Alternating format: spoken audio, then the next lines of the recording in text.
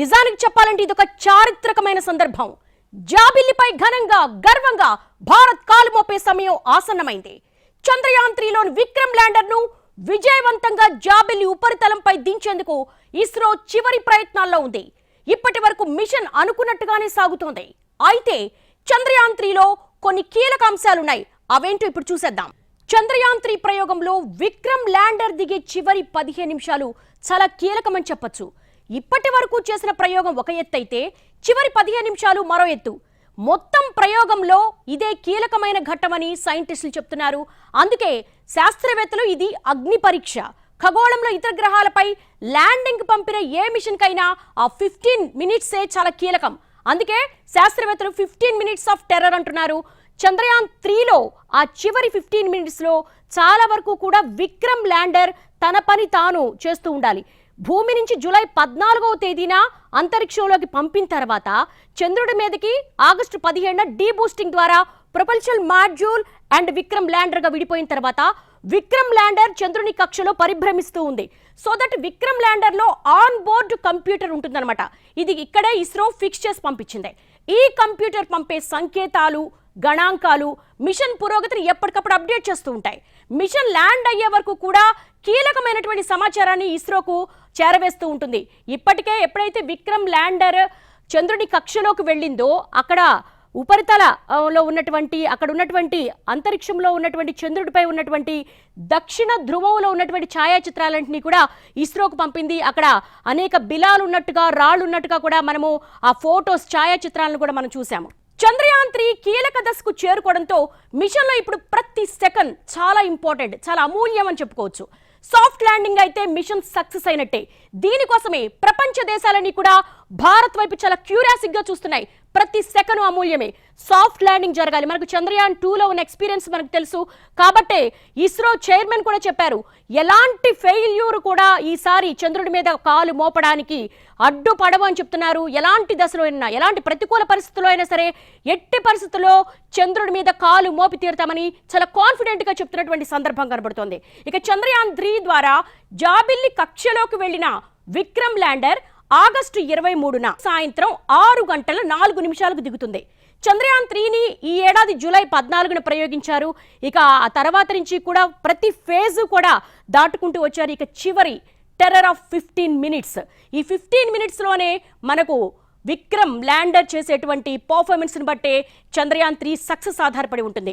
కాబట్టి అంతటా కూడా ప్రపంచం అంతా కూడా చాలా క్యూరియాసిటీగా వెయిట్ చేస్తున్నటువంటి సందర్భం కనబడుతోంది.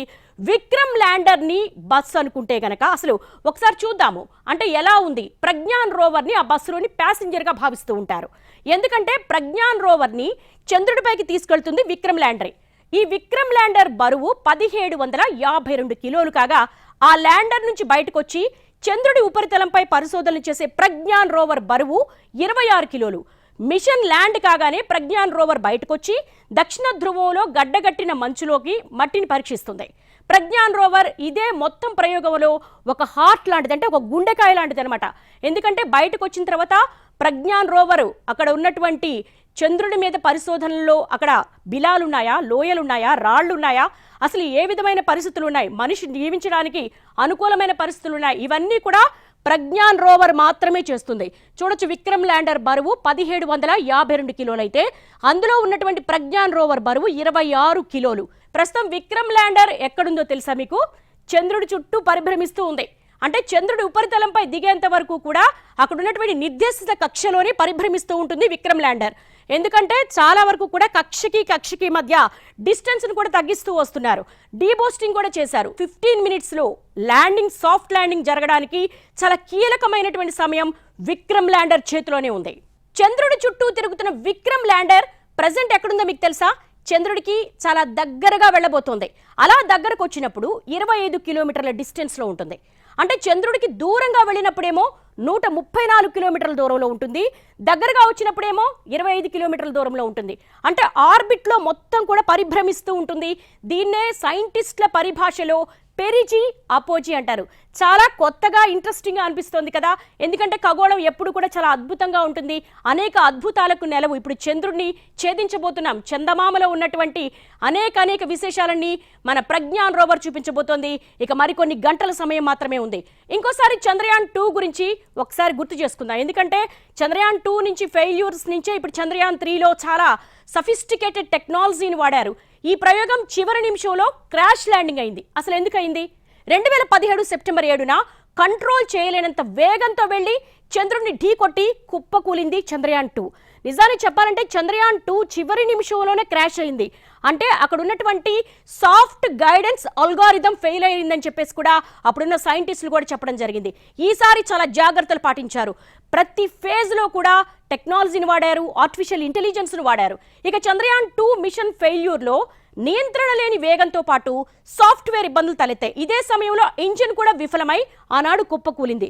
సో అప్పుడు ఏంటి, సాఫ్ట్వేర్ గైడెన్స్ అల్గారిథం ఫెయిల్ అయింది. కాబట్టి ఈసారి ఆర్టిఫిషియల్ ఇంటెలిజెన్స్తో ఆన్ బోర్డ్ కంప్యూటర్ని అక్కడ ఫిక్స్ చేసి, ఒక రకంగా చెప్పాలంటే విక్రమ్ ల్యాండర్ ఆ 15 మినిట్స్లో ఆ దిగే ఏదైతే ఉందో సాఫ్ట్ ల్యాండింగ్కి అనువైన పరిస్థితులు ఉన్నాయా లేదా, ఏటవాలుగా ఉందా, రాళ్లున్నాయా, రప్పలున్నాయా, బిలాలున్నాయా, ఇవన్నీ కూడా కేవలం విక్రమ్ ల్యాండర్ డెసిషన్ మాత్రం మీదే ఆధారపడి ఉంటుంది.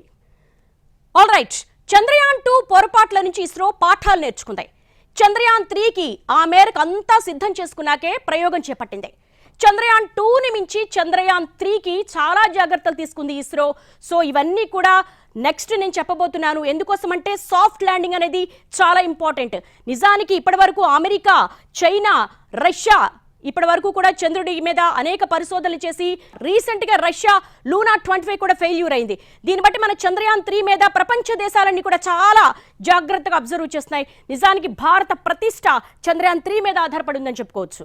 చంద్రయాన్ 2, చంద్రయాన్ 3లో చేసిన ముఖ్యమైన మార్పులు ఇప్పుడు ఒకసారి చూద్దాం. చంద్రయాన్ 2లో టెలిమెట్రీ డేటా రేటు 1 kbps అయితే చంద్రయాన్ 3లో టెలిమెట్రీ డేటా రేటు 4 kbps గా పెంచారు. ఎక్స్ బ్యాండ్ డేటా రేటును మార్చేశారు. చంద్రయాన్ 2లో X band data rate 200 kbps అయితే చంద్రయాన్ 3లో X band data rate 500 kbps కు పెంచారు. చంద్రయాన్ 3 కోసం ఇస్రో తీసుకున్న జాగ్రత్తలు చాలా ఉన్నాయి. వాటిల్లో కొన్ని అత్యాధునిక సెన్సార్లు, కెమెరాలు. కేవలం విక్రమ్ ల్యాండర్ సాఫ్ట్ ల్యాండింగ్ కోసమే LHDAC కెమెరాలు తయారు చేసింది ఇస్రో. LHDAC కెమెరాలు. ఈ కెమెరా ద్వారానే సాఫ్ట్ ల్యాండింగ్ కు అనువైన ప్రదేశాలను ఐడెంటిఫై చేస్తుంది విక్రమ్ ల్యాండర్. కేవలం ఒక అత్యాధునిక కెమెరానే కాదు, విక్రమ్ ల్యాండర్ సాఫ్ట్ ల్యాండింగ్ సమయంలో మరికొన్ని పేలోడ్స్ కూడా కీలక పాత్ర పోషిస్తున్నాయి. అవేంటో ఒకసారి చూద్దాం. Lander position detection camera. Point number 1, lander position detection camera LPDC. Laser altimeter LASA. Point number 3, laser Doppler velocity meter, దీన్నే LDV అంటారు. Lander horizontal velocity camera LHVC. వీటి ద్వారా చంద్రుడి ఉపరితలంపై సురక్షితంగా విక్రమ్ ల్యాండర్ సాఫ్ట్ ల్యాండింగ్ అవ్వడానికి ఇస్రో శాస్త్రవేత్తలు దీనికి ఫిక్స్ చేశారు. ఇక విక్రమ్ ల్యాండర్ లో 2 ముఖ్యమైన మార్పులు కూడా చేశారు.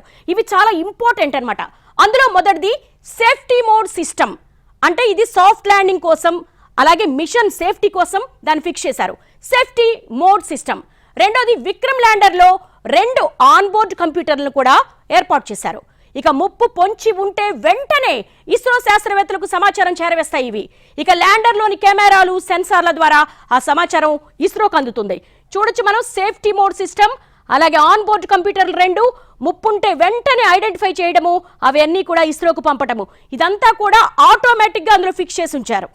చంద్రయాన్ 3 ల్యాండింగ్ లో చాలా కీలక దశలున్నాయి.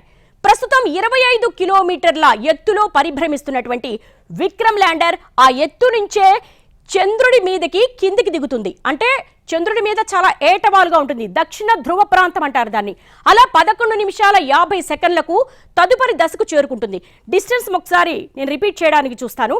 11 నిమిషాల 50 సెకండ్లకు తదుపరి దశకు చేరుకుంటుంది ఈ ల్యాండర్. ఇక చంద్రయాన్ 3లో 15 మినిట్స్ ఆఫ్ టెర్రర్ కు తొలి అడుగు పడేది ఇక్కడే. అంటే ఎప్పుడైతే ల్యాండర్ చాలా దగ్గరగా చంద్రుడి మీదకి ఏటవాలుగా ఉన్న ప్రాంతంలో ఉంటుందో అప్పుడు కిందికి దిగే క్రమంలో తన స్పీడ్ ను కంట్రోల్ చేసుకోవాల్సినటువంటి సమయం అన్నమాట అది. 11 నిమిషాల 50 సెకండ్ల తర్వాత 25 కిలోమీటర్ల ఎత్తు నుంచి 7.4 కిలోమీటర్ల ఎత్తుకు దిగుతుంది విక్రమ్ ల్యాండర్. ఇలా కిందికి దిగే క్రమంలో దశల వారీగా ల్యాండర్ వేగాన్ని నియంత్రిస్తుంది ఇస్రో. ఇలా స్పీడ్ను కంట్రోల్ చేయడమే చాలా అత్యంత కీలకమైంది.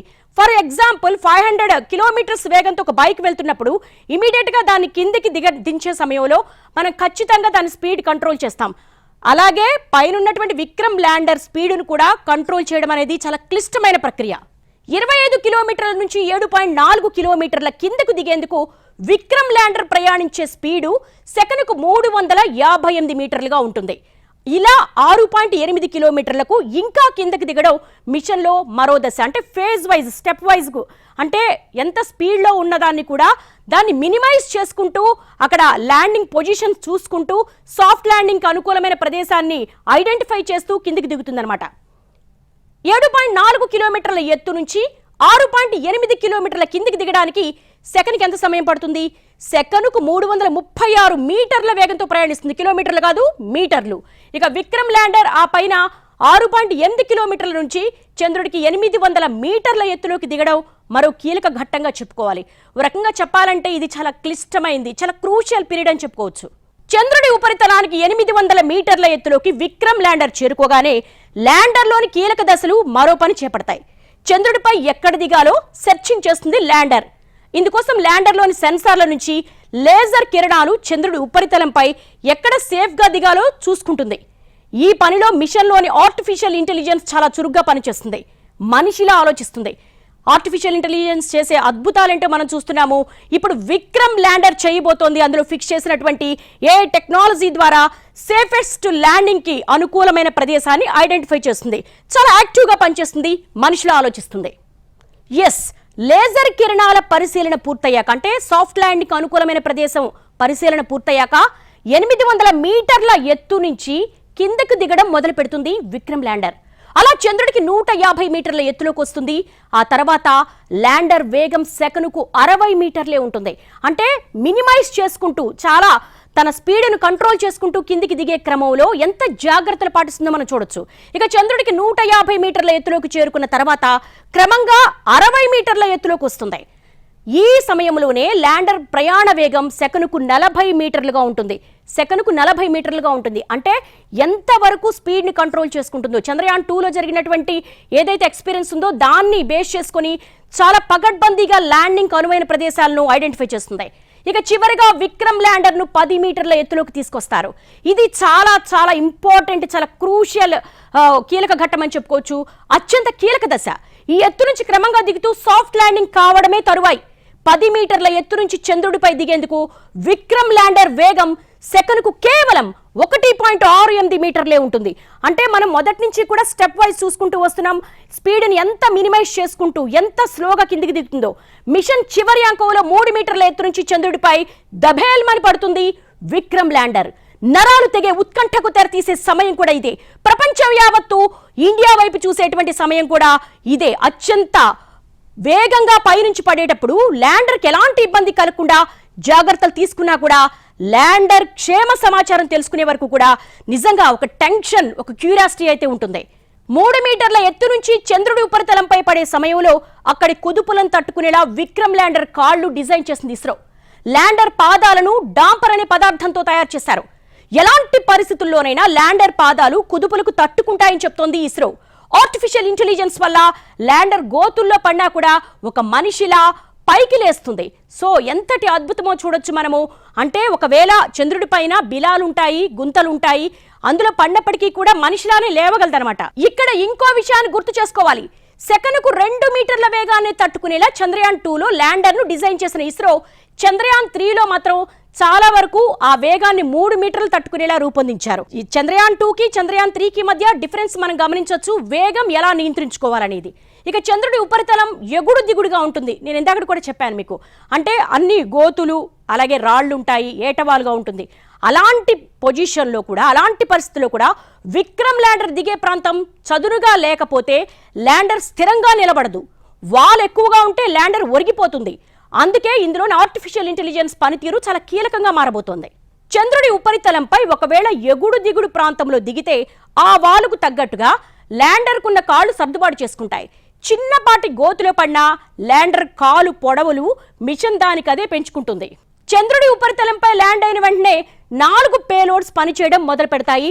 ఆ నాలుగు పేలోడ్స్ లో మొదటి దాని పేరు రంభ. చాలా ఇంట్రెస్టింగ్ గా ఉంది కదా. ఇది సూర్యుడి నుంచి వచ్చే ప్లాస్మా కిరణాలను అంచనా వేస్తుంది. మిషన్ కు తగ్గట్టుగానే ఉష్ణోగ్రతలను నియంత్రిస్తుంది, అంటే టెంపరేచర్ నియంత్రిస్తుంది, కంట్రోల్ చేస్తుంది. ఇక రెండో పేలోడ్ చాస్టే, ఇది చంద్రుడిపై ఉన్నటువంటి వేడి ఉష్ణోగ్రతను పరిశీలిస్తూ ఉంటుందన్నమాట.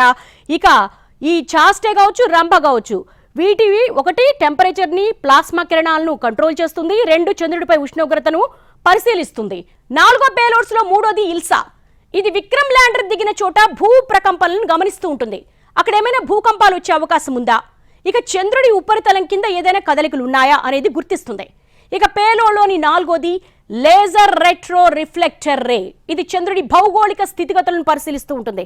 మనం చెప్పుకున్నాం, చంద్రుడి మీద బిలాలుంటాయి, అలాగే గ్రహ శకలాలుంటాయి, దానికి సంబంధించినంత వరకు కూడా లోయలుంటాయి. వీటన్నిటికీ సంబంధించి కూడా ఇక్కడ విక్రమ్ ల్యాండర్ ఎప్పుడైతే ల్యాండ్ అవుతుందో ప్రజ్ఞాన్ రోవర్ వాటన్నింటినీ పరిశీలిస్తుంది. ఎప్పుడైతే విక్రమ్ ల్యాండర్ నుంచి ప్రజ్ఞాన్ రోవర్ బయటకు వస్తుందో వెంటనే పని మొదలు పెట్టేస్తుంది. ఎందుకంటే దానికి సమయం చాలా తక్కువ, పనిచేసేది 14 రోజులే. ఇది చాలా వరకు కూడా చాలా ఇంపార్టెంట్ విషయం అనమాట. చంద్రుడి దక్షిణ ధ్రువంపై 14 రోజులే వెలుగుంటుంది. ఆ సమయంలోనే పని పూర్తి చేసేయాలి. సూర్యరశ్మిని గ్రహించి సోలార్ ప్యానెల్స్ ద్వారా వచ్చే విద్యుత్ శక్తితో రోవర్ పనిచేస్తుంది. అందుకే 14 రోజుల్లోనే మంచుతో గడ్డగట్టిన ప్రాంతంలో మట్టి నమూనాలను పరీక్షిస్తుంది. ఇది వాళ్ళ స్పెషల్ ఫోకస్. నమస్తే.